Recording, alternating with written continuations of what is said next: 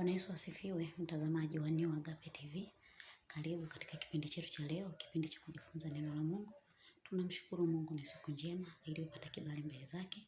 Siku ambayo Mungu ametupa neema, ametupa kibali, tumeamka wazima wa afya, ni kwa neema yake. Na leo tutaenda kujifunza neno la Mungu ambalo inawezekana umekuwa kila mara ukilisoma, ukilisikiliza na ukijua maana yake pia. Lakini leo nataka niende kufundisha kitu kimoja, kitu kizuri, kitu ambacho kinatutesa katika sehemu mbalimbali za maisha ya kimwili na kiroho. Leo tutaenda kusoma kwenye Amos 3 mstari wa 3. Biblia inasema, "Je, watu wawili watatembeaje pamoja wasipokuwa wamepatana?" Je, watu wawili watatembeaje pamoja wasipokuwa wamepatana? Nitazungumzia kwa nini kwa nini Mungu alizungumza na nabii Amos kwamba kuna kutembea watu wawili, lakini pia kuna kupatana.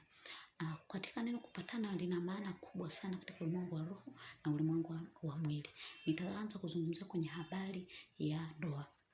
Unajua, unaweza kuwa unajiuliza kwa nini wanandoa wengi wamekaa muda mrefu lakini hawana mafanikio.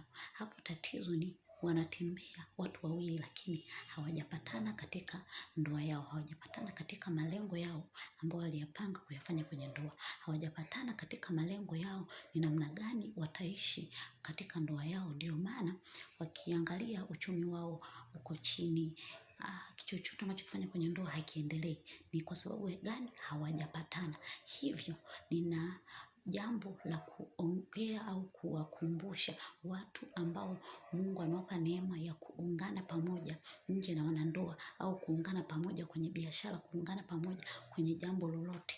Mnapaswa kupatana. Kupatana kwa namna gani? Mnapaswa kupatana. Kupatana ni kukubaliana jambo, kufanya kwa umoja, kwa upendo na kuridhiana katika mioyo ili muweze kufika mbali. Ndoa nyingi zinashindwa kufika mbali katika mafanikio ya kifedha, mafanikio ya jambo lolote ambalo wamelipanga kwa pamoja, ni kwa sababu wameshindwa kupatana. Leo nataka nikukumbushe ndugu yangu, mnapotembea watu wawili, mmekubaliana kufanya jambo lolote, kitu kikubwa na ambacho cha msingi, mnapaswa kupatana. Mnapotembea mahali popote, mnapaswa kupatana. Watu watajiuliza, utakuta siku hizi kumekuwa kuna migogoro katika makanisa ya aina mbalimbali au watumishi wa aina tofauti tofauti. Migogoro, watu wanagombana, mwingine ni kanisa hili na hili wanagombana. Ni nini wanagombania? Utakuta labda wanagombania washirika, labda wanagombania ile huduma